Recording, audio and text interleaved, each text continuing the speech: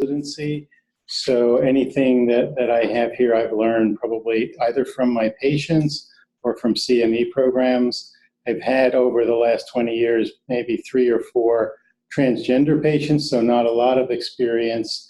I picked this though because I think it's one of those problems that's emerging. There's more and more transgender patients that are coming out, and I wanted to understand the topic better so that not only I could offer a safe space here at Neomed for students and others, but also so that I could be well informed if patients come in on how to act, how to treat them, how to provide excellent care.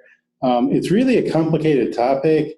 One, because there's emerging medical best practices on this, and they have been changing over the last 20 to 30 years. And we'll talk about that a little bit more.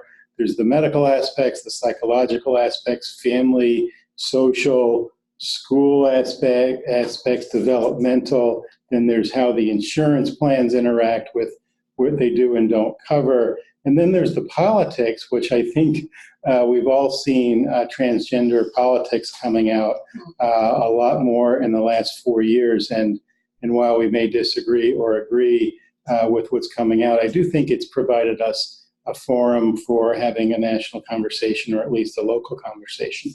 So so first I'm starting off by saying I am not an expert, and there are people participating today that have expertise, more expertise in some areas, although we've learned there are no real experts in the room here. There's people that have done counseling and these sort of things. So what I would suggest is, as we're going along, ask questions. I'm going to leave pauses, or if you have thoughts or ideas to add to anything that I'm saying, so that we can kind of learn from each other. So no conflicts. I took most of this presentation from 3 or 4 sources. So and some of these are these sources I thought were all really good. The standards of care for health, transsexual, transgender, and gender nonconforming. It's actually a pretty long document. It's about 100 and some pages, but it's got some really good stuff in there. So if you wind up identifying a transgender patient in your practice, you might want to take a look at that. I would say that it was really hard for me to find out what is the prevalence of transgender, and the estimates are looking at 0.2 to 0.4%. So you could figure if you have 200 patients, you probably have at least one transgender patient in your practice. And if you have 1,000, you probably have a handful. And they may or they may not have come out to themselves, to their families, or to you yet. And so I think you could make it comfortable for them to do that. So, and a lot of what I've learned from my patients, I had to go ahead and check that, because there are official definitions, and then there are definitions that people might use when they're telling you things. Just looking at those, sex. Usually, when people say "What's your sex?" they're referring to your birth sex. Gender identity, though, is an internal sense of self. Do you feel like you're a man or a woman, or both, or neither? And the both or neither, we're going to come back to that with the definition of queer. But I was talking with a longtime colleague of mine who lives in Georgia about a year ago, and she told me that her daughter had come out as queer, and I was like, "What does that mean?" And she said, "I don't know." And so, I had to go and look that up, because I had my own prejudicial definition of queer, but it wasn't correct. So a gender expression might be a visual expression of social norms. So you're walking down the street and you're looking at people. And so I was actually at the National Gay Pride Parade a couple weekends ago. It's a big celebration now, but when it first started 75 years ago, it was a movement. And watching the people walk down the street, you often can't tell if they're a man or a woman. So I just said something, and I said it purposefully and correctly. Why would I even say they're a man or a woman if we're talking about gender diversity? So they may have been man, woman, both, neither. So they may have had a different expression of their gender identity. Let's see here. So transgender then would be individuals who have a gender identity that's not the same as what was assigned at birth. And within that, there are other terms like gender minority. So that might be a person who identifies as transgender or gender nonconforming. A transgender woman, which would be male assigned at birth to female now, and so they're living female, feminine, affirmed woman, and a transgender man, which would be living as male, affirmed man. And then genderqueer or just queer, most people just say queer, that's individuals who may identify as neither male or female or both male or female. And transsexual would be a subgroup of transgender individuals who've transitioned to the opposite sex. So they were assigned male at birth and now they've transitioned to female. And there's now some blurring of that whole idea of transitioning, because if you have an early gender identity that's not your assigned sex at birth, you might not feel that you've had to transition. You might feel, I've never been a man. I was assigned man, but I've never been a man, so I don't need to transition. So transsexual might not apply to me. And then gender dysphoria is a term that's applied to describe somebody's experience that's dysphoric around being a transgender. So that making that diagnosis can have positives or negatives to it. And then cisgender, I was really confused by cisgender for a while until I said, okay, I'm cisgender. That means I was assigned male and I identify as being male. I really appreciate that definition, because that's a term that I've been a little bit confused by. So it's nice to see that explained blatantly. Thank you. And then sexual orientation, so being transgender is not the same as being gay. I think that's important. I had for many years lumped those two things together in my mind incorrectly. So transgender people can be of any sexual orientation. And then I just put on here some common terms that people use that are offensive to transgender people. And I saw a question, I was doing some Googling, which one of these is the most offensive, but I couldn't find the answer to that. So, but saying, she male, he male, it, tranny, or real woman or real man. It's interesting because my daughter, who's a junior in college, learned about using pronouns like they instead of he or she, and understood that. It was just like, it's like normal now in college. That's how it is. So I felt a little bit behind and was able to actually ask her for some help in understanding some of these things 2 or 3 years ago as she was learning them in college. Gender transition or gender affirmation would be when somebody's come to recognize their own gender, their own identity.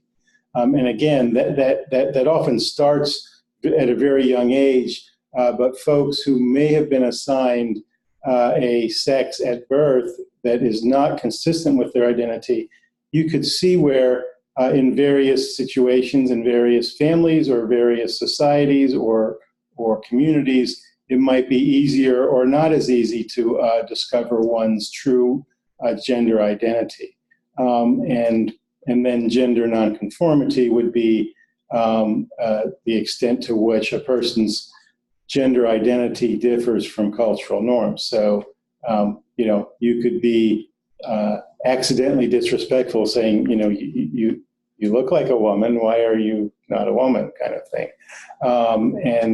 And so I said accidentally disrespectful because I think most of us wouldn't do that purposefully, but some people you could imagine some people who might do that purposefully. And I promised I wasn't going to get into politics today about that. So gender dysphoria then has also an official definition. And sometimes that's a judgment call. I think it's possible to have anxiety and other emotions around a gender nonconformity issue that would benefit from counseling that doesn't necessarily meet the definition of gender dysphoria. And I think people that are doing counseling around this issue should be familiar with the DSM diagnoses and those sort of things. Really some interesting discrimination. So there was a National Transgender Discrimination Survey. More than half of folks that are transgender are rejected by their family.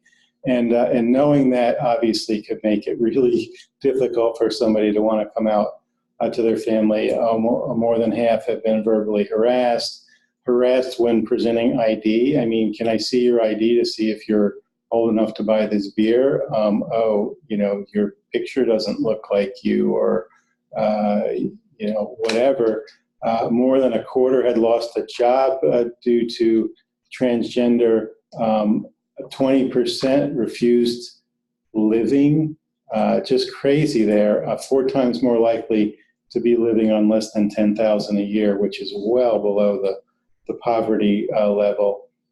Health insurance, I think provider knowledge, that's one that we can all work on, and be more knowledgeable and more accepting, as well as providing an environment that helps people grow instead of impeding their growth.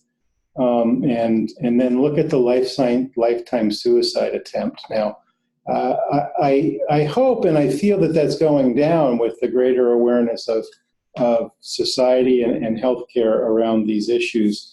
But imagine you're living in a state, let's say a red state, that was on its way to becoming a little bit more progressive, and then the politics of the day caused some regression there. And you can think of things during the last 4 years that you've heard about bathrooms, for example, and legislation against certain types of bathrooms, and people not being able to decide where they get to go to the bathroom and these sort of things. So that could really have a difficult impact on people. I've heard just recently, listening to a podcast, that there have been 9 transgender people who have been killed in 2019, all of which have been Black female transgender.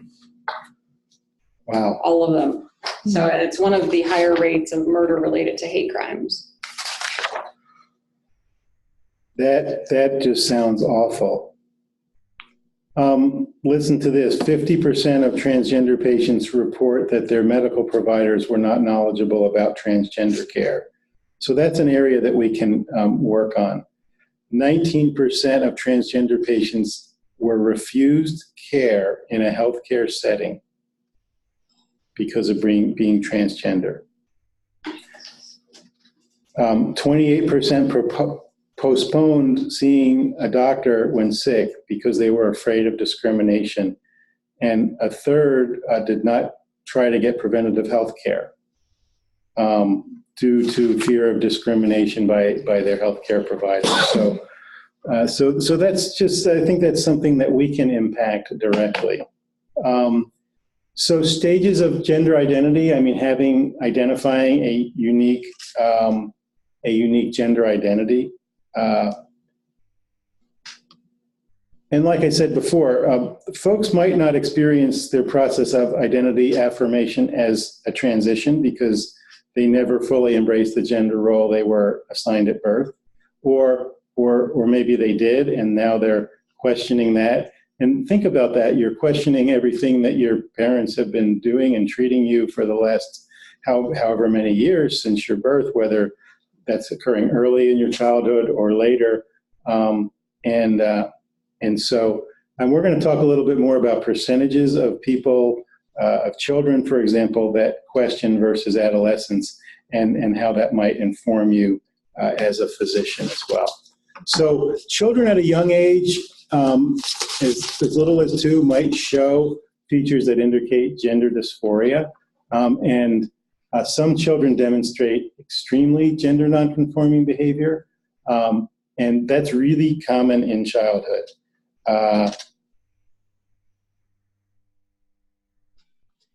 And so it's really common to have coexisting anxiety and depression around discomfort about their sexual assignment at birth. And that's something that often goes away in children. I think I have some statistics on a later slide about that. So gender dysphoria during childhood does not inevitably continue into adulthood. Prepubertal children with gender dysphoria, most of those resolve, so far less than a quarter. Boys, prepubertal boys in the studies were more likely to identify as gay in adulthood than as transgender.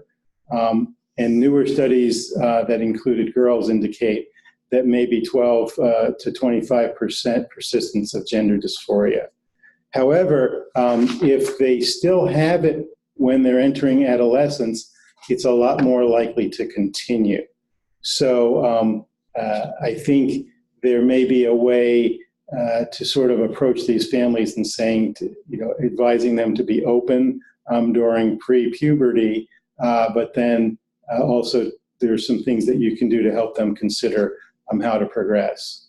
So again, most gender dysphoria will disappear. In some, the feelings intensify. And there is a little bit of a correlation between the intensity of dysphoria and as well as the persistence of dysphoria and the likelihood to go on to be either transgender or gay. And obviously, adolescents might be a lot more intensely distressed. They might be experiencing bullying and other things as well. And many adolescents have a strong wish for hormones and surgery. We'll talk a little bit about that as well. There are in-person and online peer support resources, and there are also resources for families and friends. And these can be done via voice and communication therapy that doesn't require in-person as well. Hair removal can be helpful. There's breast binding or padding, genital tucking, or penile prostheses, so for men, tucking the penis back, padding of hips or buttocks. So there's ways to have folks experience their gender that they identify with without having surgery or permanent changes that you might get with certain types of hormones. And we'll talk about that a little bit more. Any comments or questions at this point?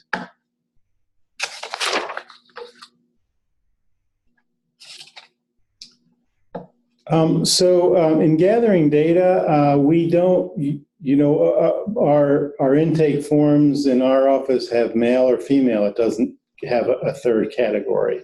And so right there, we're not really gender neutral, right? We're not friendly to transgender. So you'd like to have an other category at the very least, or you might have a question that says, what gender do you identify with? And then again, have an other category as an answer. So it should say EFR flags, not ENR. But if you do have a patient that's transgender, then you can flag that in your electronic health record. And for folks that aren't using electronic health records, it's certainly easy to flag that on your charts with a certain colored dot that you put on the outside of the chart, so it's not obvious to other people, only to your own office. And then you can ask visits you can ask questions during the visit that reflect a welcoming framework. So I know you're all very experienced, and I don't need to tell you this, but just as an example, one could say, because many people are affected by gender issues, I ask patients if they have any concerns or gender issues they would like to share, and letting them know everything will be kept confidential. And if the topic isn't relevant today, we can move on. So folks will often be very relieved to hear you open up the questioning and say, you know, I'm really glad about that, and then we'll be able to tell you their gender identity. And so basic principles, once you know their gender identity, then honor it. It's so easy to not do that because most of our patients are called male or female or he and her. So once it's identified, you make sure all of your staff are knowledgeable. When you see that patient on your schedule, you know, I do a huddle at the beginning of each half day, so you can say, oh, George Jones is on the schedule today, and George should be addressed either as George or they instead of he or she, so you let everybody in the office know.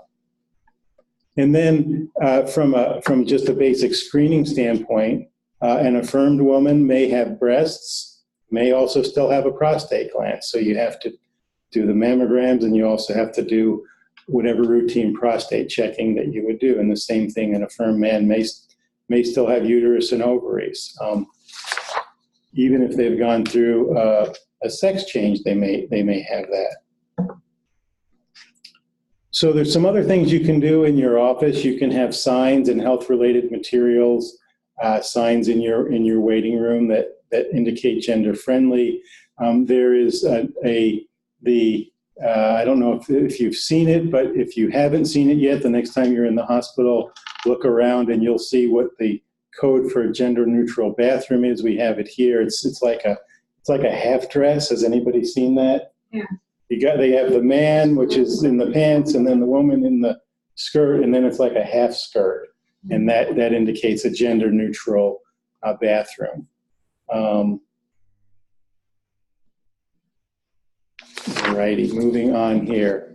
And then, you know, establishing a protocol in your office that says, here's how we handle these patients, so people know, because there's turnover in every office. And again, if you see a patient like this a couple of times a year, it's just not going to be a routine thing for your staff, especially new staff. So having a protocol and briefing folks about that. And then clear lines of referral. You may designate one person in your office to handle transgender referrals so that they're trained in how to talk to them over the phone and know how to answer questions. And also, we're at the point in medicine that we need to be teaching our specialists that we're referring to also, this is a transgender person, this is how they should be treated, and that sort of thing. And that can really help them start to trust the healthcare system again.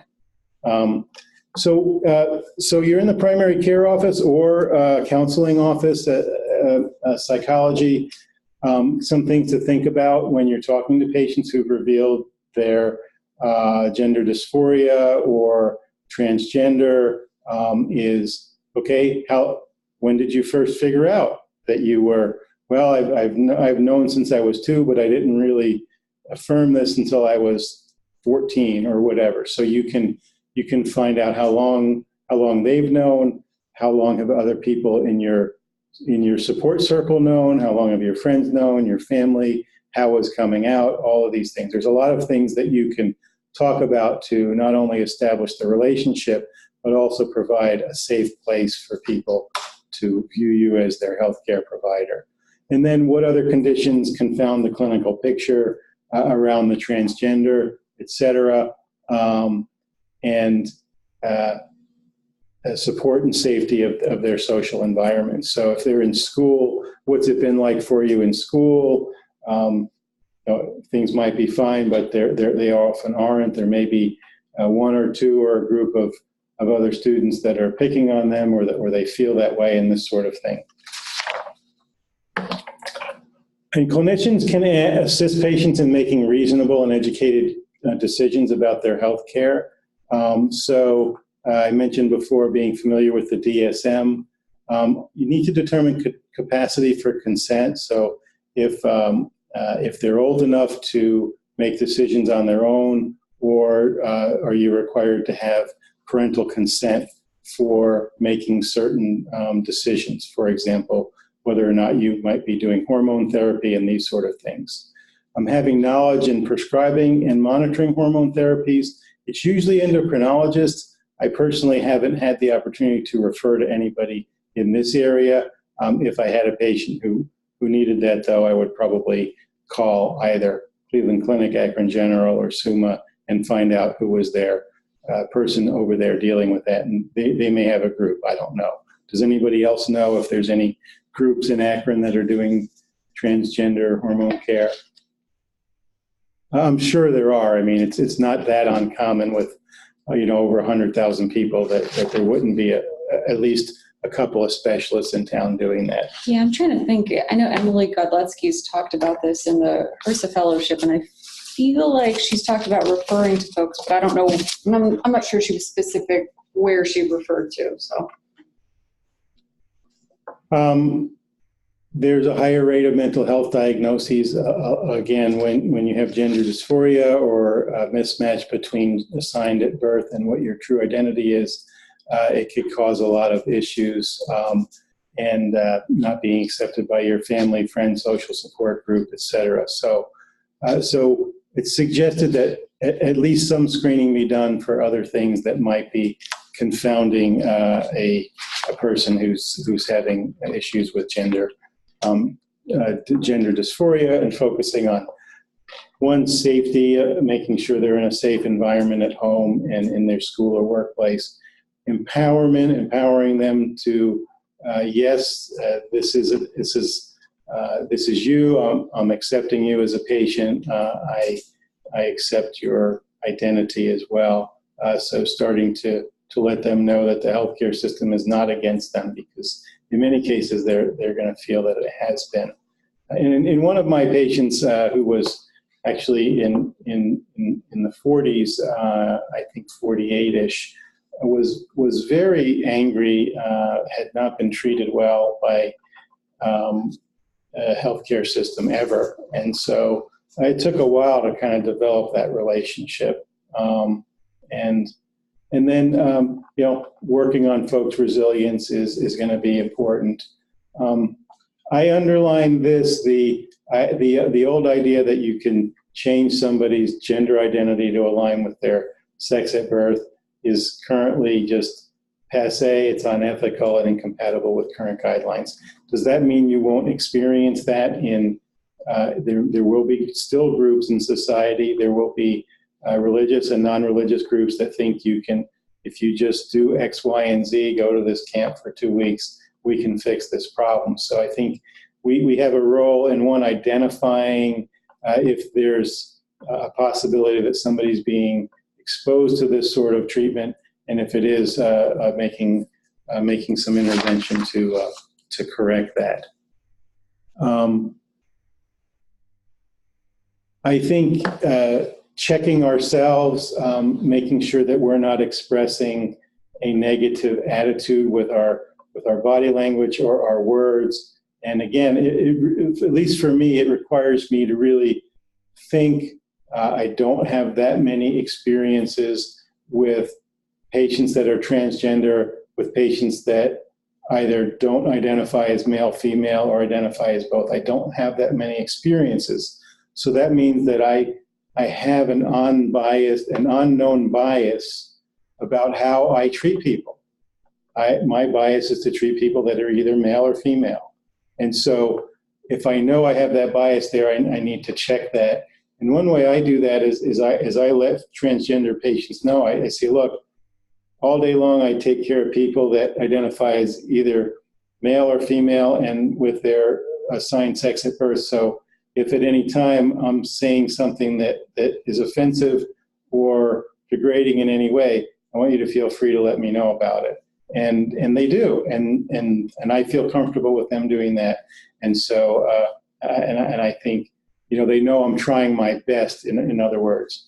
And so, and it's tough, like if you have a patient in Rootstown, they don't want to have to travel all the way to Cleveland to find somebody that's going to be friendly to their gender identity. So I think folks are willing to work with you. Educating clients and family, and then, accepting folks can really help them toward alleviating the secrecy that many of them have had around this. So exploring the nature and characteristics of a child or adolescent's gender identity for those doing pediatrics. How are they functioning emotionally? What are their peer and social relationships like? And then how are they doing intellectually? How are they doing in school? From a psychotherapy standpoint, I think it's important to focus on reducing distress related to gender dysphoria and on ameliorating any other psychological difficulties. Often, children will attend school while undergoing social transition, and they can do the social transition by wearing clothing that's more consistent with their gender identity, having a hairstyle that reflects their gender identity, or sometimes it's more of a complete change if they're ready. So that might mean changing their name, using pronouns that are more congruent with their identity, and this sort of thing. And issues that we can help them work through are, okay, who are you going to inform, and when are you going to inform them?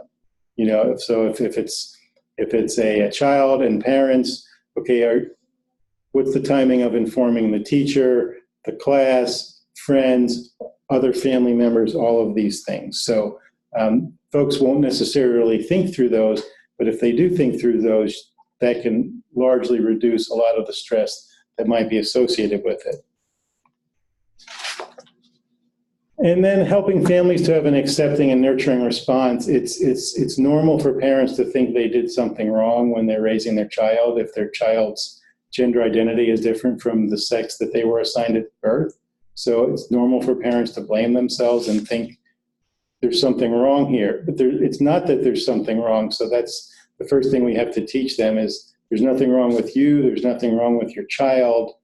This, you know, and this is what it is. And so you can have a really big role in helping them deal with that. And by setting the example in your office when they're coming in on how you approach them can do a lot toward having the family say, oh, I never realized that before. So that can be really, really helpful. So what about transition in early childhood, pre-pubertal? You may have a child who is strongly opposed to their assigned gender at birth. You feel like that strong opposition and the discord the child's receiving by that, might be sufficient evidence for allowing the child to make that transition. So is that helpful or not? So current evidence is insufficient to answer that question. I think you have to go on a case-by-case basis. I think the family parents need to be informed that most children, more than 3/4, will change they may identify with their assigned sex at birth, but they might be gay. So so that might be what they're going through and this sort of thing. So what to do in these cases, I think, is to provide an open environment for the child to express themselves, not pushing them one way or the other, and being supportive as a family is probably the best thing to do. So what about timing for actually making decisions? I think there are, as a child is approaching adolescence, if they are very strongly opposed to their gender assignment at birth, they're highly identifying with a different gender expression, I think knowing about the options is helpful. So we mentioned some before, which would be non-permanent options, and then there's kind of semi-permanent and then permanent options. And so one thing to do before making any treatment with hormones that might be irreversible or partially irreversible would be to have a child or adolescent live as the gender role that they feel like they are for a period of time before you enter into doing anything that might be reversible or partially reversible. And yeah, I know that this is a little bit controversial because there are some young people and families and professionals that will argue that if you do some of the hormone things before puberty, then you prevent some you prevent them looking from the adult that they don't feel like they are, which is the goal for some folks. And so that's part of the rationale for looking at doing hormone therapy before puberty. Although, like you said, we don't really have enough data because we've not been doing good enough research on this population as a whole to know if that's going to ultimately be a good thing or a bad thing, or very, very case by case. Yeah, and so that's really good. And I've got a little bit of data to show in a couple of subsequent slides. Back in the 20th century, a lot of the treatment for folks that had a gender mismatch between assigned sex at birth was to do sex change operations. And something like 98% were afterwards were happy with their decision. So it's extremely unlikely that folks are going to do a sex change as an adult and be unhappy with that. I think what we're trying to make sure here is that we don't make a mistake and somebody says, boy, I was having dysphoria about this, but at the end of the day, I'm happy with my assigned sex at birth. So I think that's where we want to make some thought there. So there's feminizing and masculinizing hormone therapy that can be partially reversible. And again, in the 20th century, it was sex change operation. More recently, it's been hormone therapy. But, it turns out that people might not even need hormone therapy. They might say, yeah, I was assigned a man at birth. Yes, I have a penis. I do identify as a woman. I don't need surgery to affirm that. I'm happy with how things are going. So surgery and hormone treatment might not be necessary for somebody to be happy with their the gender they identify with. So in other people, they may really, really want that. And if they do, it's important to know that it is helpful when they get it done. So it helps improve their quality of life, their self-esteem, reducing their anxiety. So I wouldn't expect anybody here to start doing this treatment, but as primary care physicians and counselors, it's important just to know this is sort of how it's done. So in women who were assigned sex as men, trying to get the serum testosterone low enough so that it doesn't cause those male changes, the deepening voice, et cetera, hair, et cetera. So using hormones that prevent the testosterone levels from being at a higher level will do that. There are risks associated with this to be aware of: thromboembolus, breast cancer, cardiac disease, et cetera. And so knowing these things, you might be the primary care physician taking care of a patient who is under the care of an endocrinologist, and they come in with their lower leg is swollen. You need to just be aware of the risks. In the masculinizing hormone therapy, we want to increase serum testosterone levels to a level that's going to cause those changes that one would get as a man. And obviously that's going to lead to acne, irreversible voice deepening, et cetera. And here there's risks of erythrocytosis. Really, the key on these is there's few serious events. The risk shouldn't be a factor that says, well, we shouldn't do this because of all the risks. The benefits far outweigh the risks for the not vast majority, almost all of these patients. Greater than 95% are happy with the hormone treatments. So I mentioned this before, initial treatment of sex reassignment. You can see satisfaction rates of 87% in male to female and 97% in female to male patients. Regret's extremely rare. And so we would call this medically necessary. This is not a cosmetic surgery. This would be a medically necessary surgery.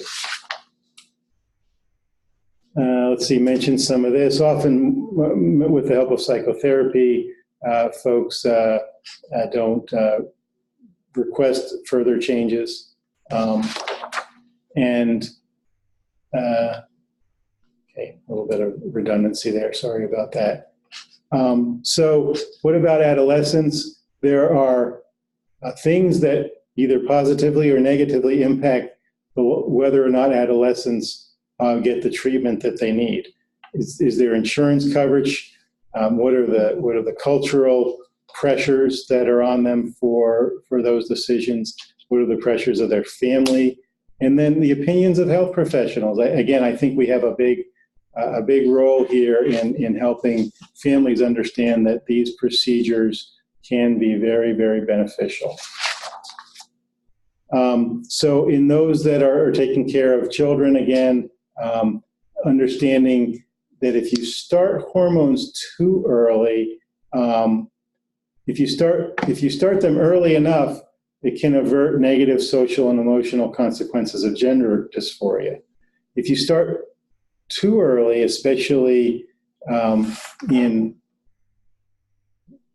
women, the male to female, so you don't want the hair growth, you don't want the deepening voice. If she eventually wants to get a penile invagination to develop a vagina, and you don't have enough penile tissue, you might not be able to do that. So there might need to be a balance there, in other words. So we talked about fully reversible, partially, and the irreversible. There's goals with the fully reversible. Remember we talked about how you wear your hair and other things. They may have more time to explore their gender nonconformity. Doing this might facilitate transition. Before sex changes, they ask people to live as that identity for a year, for example. There must be minimum criteria before you do reversible therapies, long-lasting and intense pattern of gender nonconformity, gender dysphoria, which is worsened with the onset of puberty. Other problems have been adequately treated, and of course, informed consent with the adolescents and parents. And then there are some other guidelines about genital surgery. It's recommended that doesn't occur until patients have reached the legal age to consent for themselves, and again, have lived at least a year in that gender role. And then a few more slides here on just related to assessment and referral. If you have a patient that you are referring for further treatment, like to an endocrinologist, assessing their dysphoria, options for gender identity and expression, other problems, and then preparing them for hormone therapy. So that's kind of putting together a lot of information into a little. I touched on a few different areas, some of the medical aspects, some of the psychological aspects, family aspects, a little bit on the social, and scratching the surface. But I think I learned a lot from putting this together, so I really appreciate the opportunity to talk to you. We have about 6 minutes left, so